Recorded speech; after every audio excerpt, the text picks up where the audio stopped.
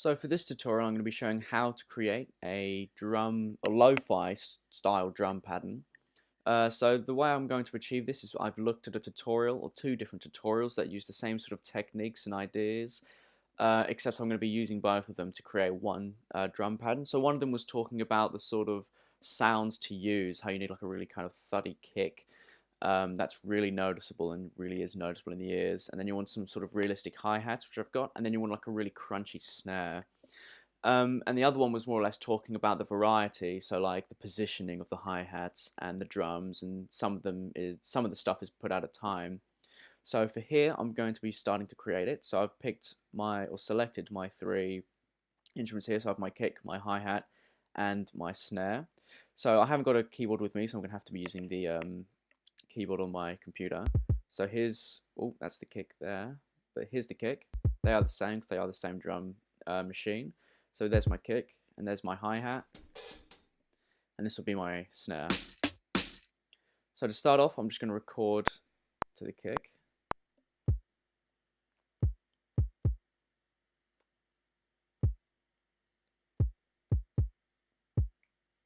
So I'll just record a simple kick there.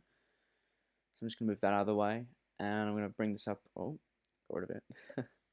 So I'm going to bring this up and just quantize it by selecting all. So we should have this.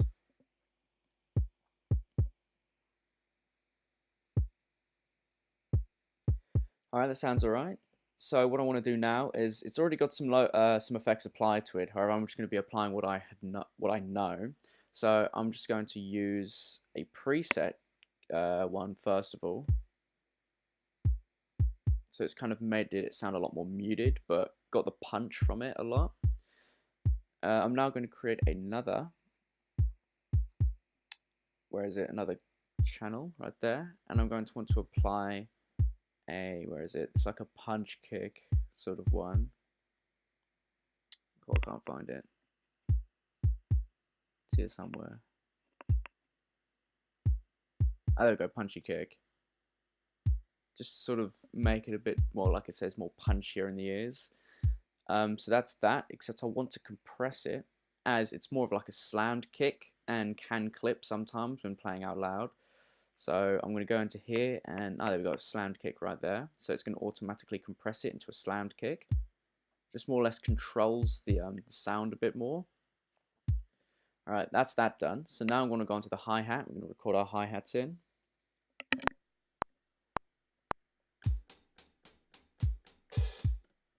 Okay, there we go. Quick and easy. So I'm just going to quantize all of this because this is really all out of place. So to add variety, I did just the regular hi-hat, and then I went onto an open hi-hat just to end it, again to add variety. But another thing that was taught within the tutorial was to make every off hi-hat or every offbeat hi-hat just make the velocity a little bit quieter to add the variety. Just to sort of add some realism into the hi-hats. So for this I'm just going to be just copying it across, as I'm fine with that. Except for this, obviously we're going to be applying the lo-fi effect into this now. So in the EQ, I'm going to click Analyzer. Oh, it doesn't seem to be loud enough. There you go. You can sort of see it peak around about here. So for this, I'm going to be doing a default drum pattern, so Brighton hi-hats, which already gives us the sort of sound we want, except to make it sound even more poor quality, we're just going to drag some of the high end down to around about there, which sounds good.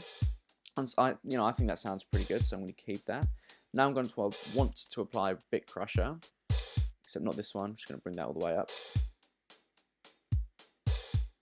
Maybe. And I'm going to use the mix to allow how much of this gets sent through. So that sounds good. Just want to turn it down a bit. Alright, so another thing that I did learn was to make some of the hi-hats sound a little out of time. So literally just to go up to any random one and to slightly move it out of time, just to more or less add some variety into it, and more or less like some unnatural swing. So here we go. Yeah, you can hear it already in the first one. So here, yeah, you can sort of hear that it's waiting to happen. So it's just like, it's just a bit further ahead. So it's adding that bit of variety to it. So for the final one, I'm now going to add a snare. So we've got that crunchy snare I'm going to be using.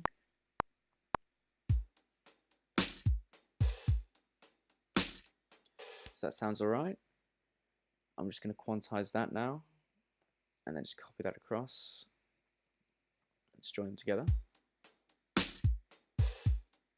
So it does sound a bit loud, so I am going to quieten it down a bit. So for this, I'm not going to be using a preset. I am just going to be cutting out the high and low ends.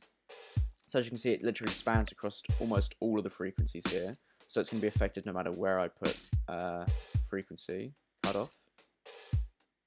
That sounds alright. Quite like that. I'm now going to come to the low end and take some of the low end. Oh, it's lagging a bit. Maybe not so much. Just add some presence into the kick or into the snare.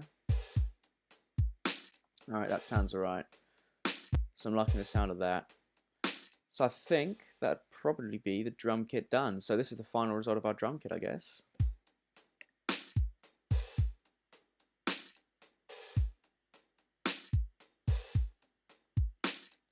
So there's our drum kit. What I will be doing is I'll be doing another video dedicated to different types of drum kits, so ones with different types of varieties, and I'll be recording them in completely different. This was just showing how to achieve a sort of lo-fi drum kit. So anyway, here we are. So that's my tutorial for that.